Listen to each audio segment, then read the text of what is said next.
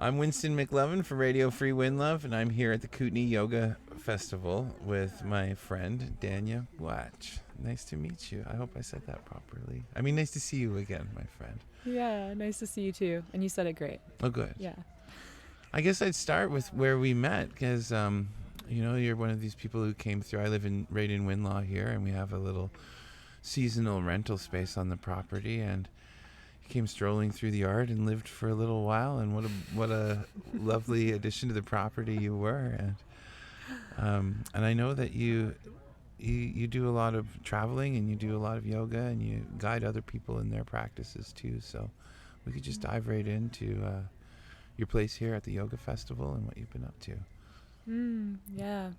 Yeah, that was a special time out here in Winlaw on your property. Right. And that was a really pivotal point for me in diving more into the yoga practice and offering.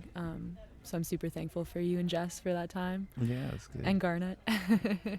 But yeah, so what I was doing here was at 9 a.m. this morning, I hosted a breathwork workshop. It was called Sacred Breath, and it was mostly rooted in the Hatha lineage. Yeah.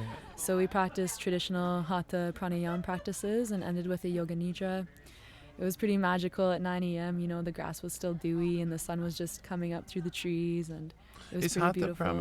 Is Hatha pranayama the same as the heavy breath pranayama, where it's like really intense breathing exercises, or is the Hatha approach to it different than that?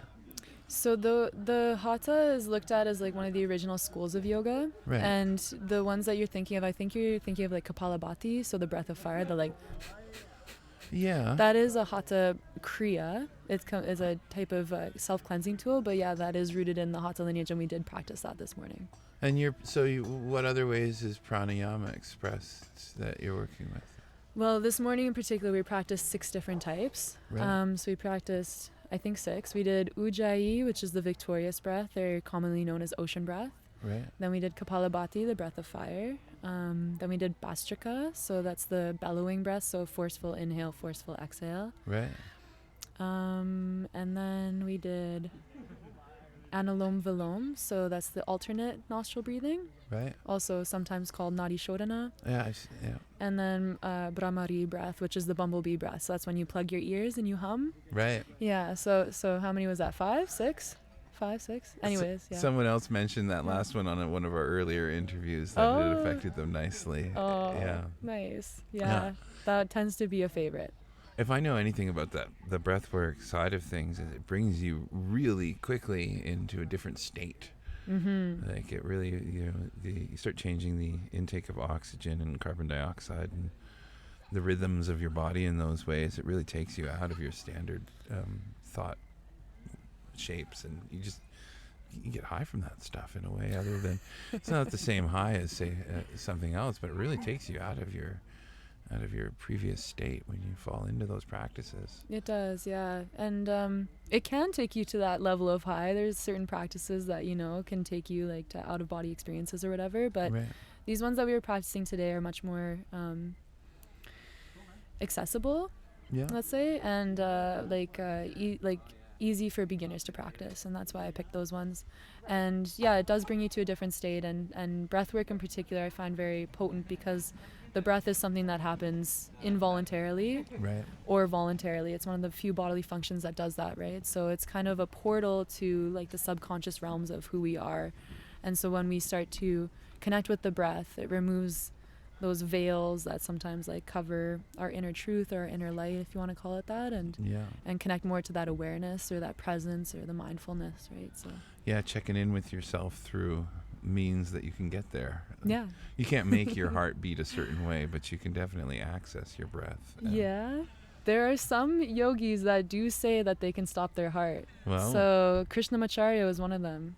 Wow. BKS Iyengar claims that he can stop his heart and restart it as well. So there you go. Okay. You never know. I take back my claim.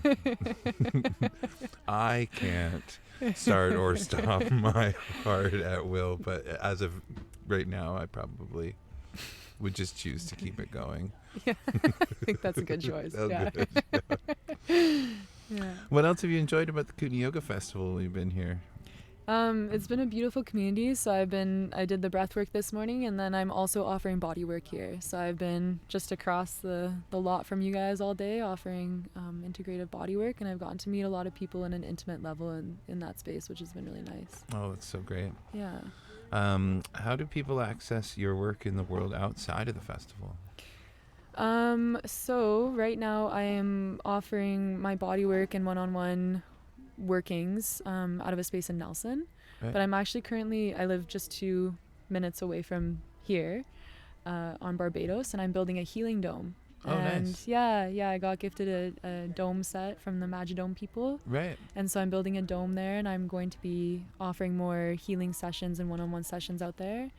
I'm also creating an online YouTube platform for free yoga classes and breath work and philosophy and all that stuff. Oh, that's wonderful. And then that's my new endeavor. And then I also have my yoga school. And so I'm hosting a couple yoga teacher trainings coming up here in Nelson. One's in November. It's a 4-week intensive. And then I have 2 part-time programs that are running throughout the winter, one in Castlegar and one in Nelson. And so people can find me through my yoga school. It's called Wild Song Yoga. That's the website and all the social. Wild Song Yoga, yeah. Great, yeah. Yeah. So your social medias, we would look that up on Instagram, on Facebook, or... Yeah, it's all the same. Yeah, great. Yeah. Amazing. Yeah. Oh. Yeah. Is there anything else you feel like you'd like to talk to the people out there about before we leave? Anything interesting in Danya's world that we all must know? Oh my goodness. Interesting in my world.